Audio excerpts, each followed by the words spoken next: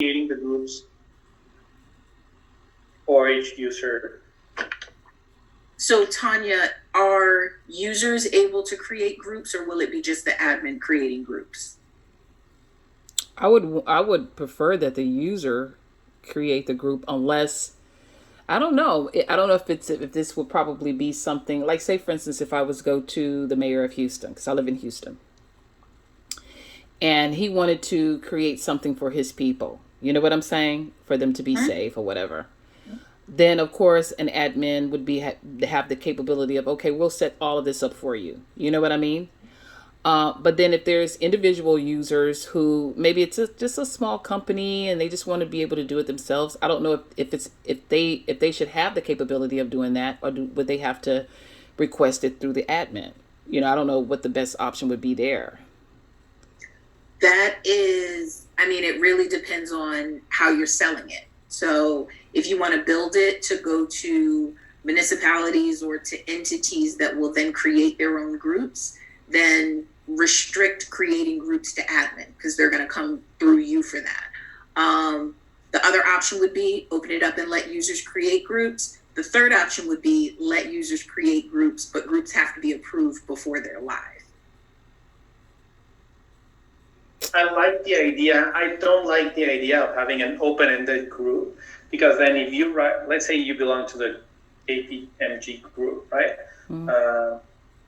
If I write KPMG with capital letters and you don't, then we don't end up in the same group. Yeah, not open text. It would be a drop. It would only work if it was a drop down that they were selecting from. But then that creates the question of who's creating the group. Exactly. Well, I guess it would go back to me then, or someone that can create the group for them.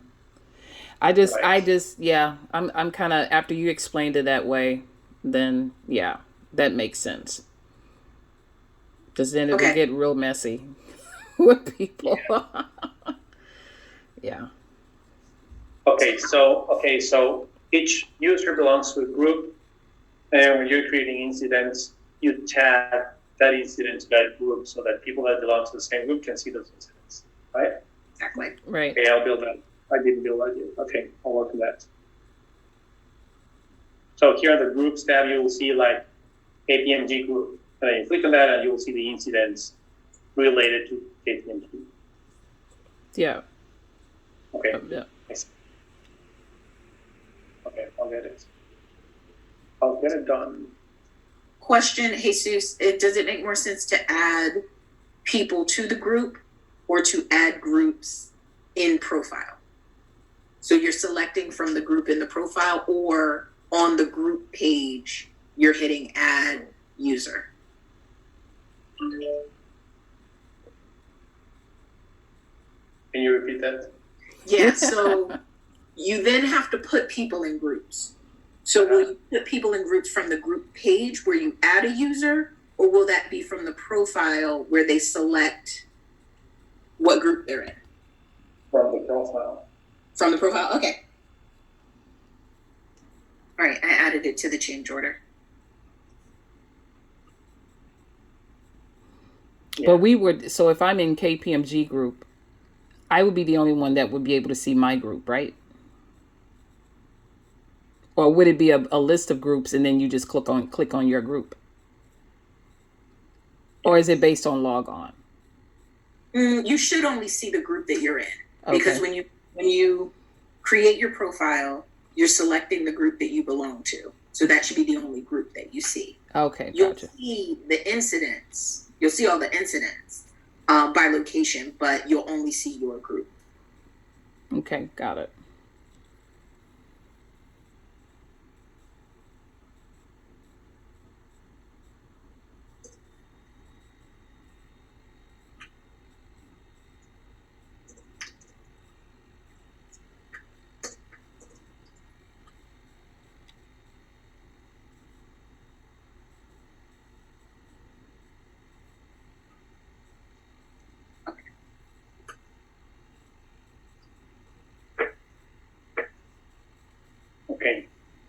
Okay, yeah, I'll work on that. Okay, great. Any other questions or edits, Tanya? Not that I can think of right now. Yeah, probably later on as we go, and when I start putting the, um, like the logo Hmm.